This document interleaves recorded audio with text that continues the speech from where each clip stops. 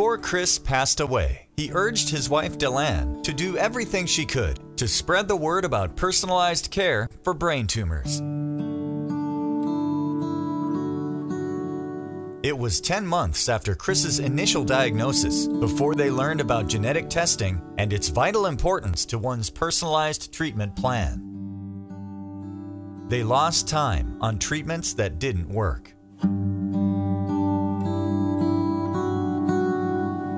Delanne will always regret that, and now she does everything she can to save another family from that regret.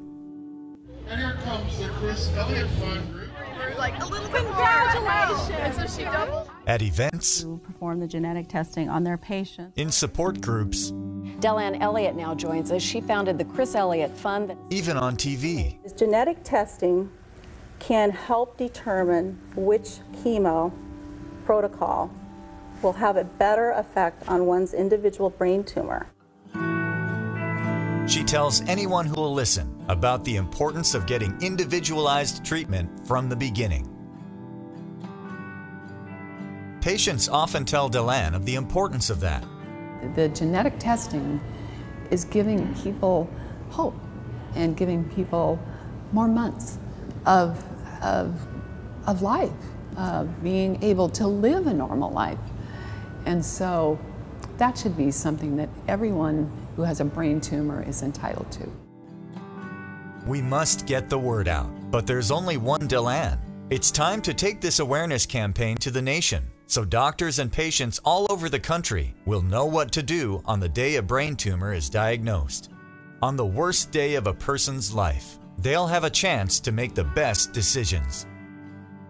The awareness campaign will inform patients and families of 4 main points. They should find a brain tumor center that offers advanced treatment options, not just standardized treatment for all. Prior to surgery, arrange for your live brain tumor to be saved, so genetic testing can happen immediately. Work with a neuro-oncologist to schedule MRIs more routinely than standard protocol.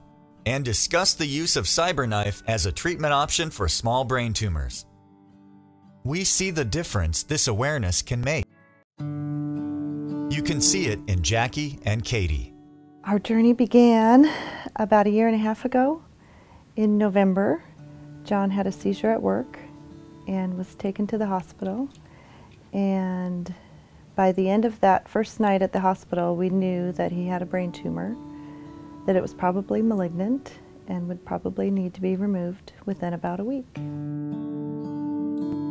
Katie Barrows and her husband John were immediately told about testing John's tumor after surgery to determine the most effective treatment. It was a frightening, confusing time for the Barrows family, but they had the comfort of knowing they were doing all they could.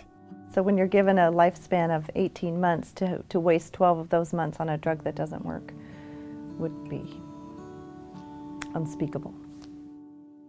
It was a different story for Jackie Lyles and her husband Willie. With Willie's diagnosis came standard treatment, no discussion of tumor testing or personalized care. Had we been able to use different treatments and maybe treated it more aggressively and kept it at bay a little bit longer with new things that are coming, those may be available to us, but they're not now because of where we are. And I don't know if it would be any different. But I look back and wonder if it could have been. And I'll always wonder. Jackie, of course, would do anything to help her husband, the love of her life. She's angry that they weren't told about having the tumor tested. I think that's one of the angers I do have, is that didn't come up. And to know that there are other people in our support group and there's other patients that it did happen for, and they didn't have to seek it out. It just happened and it was done, if they were tested, and that for whatever reason ours wasn't tested. And knowing now that my husband is at home getting hospice care, could that be different had it been tested in the beginning?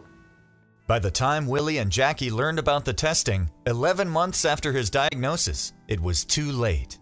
He's my rock. He calms me down. And I can't imagine, I've always said, what would I be like if he wasn't around? Because he keeps my feet on the ground. But he just loves me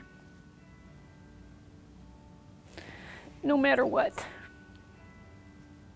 He loves me in a way that most people only dream of. And I know that, and I always have. I'm not learning that now. I knew that before. How lucky I have been to have him. Willie passed away about a week after Jackie and Deland had this talk. Jackie will always wonder, could things have been different if they'd known earlier about genetic testing of the tumor, about personalized care? Wondering, anger, regret, all too common among those widowed by a brain tumor. You guys ready? John Barrows, Katie's husband, is still able to work. Good job. He's still able to play with his family.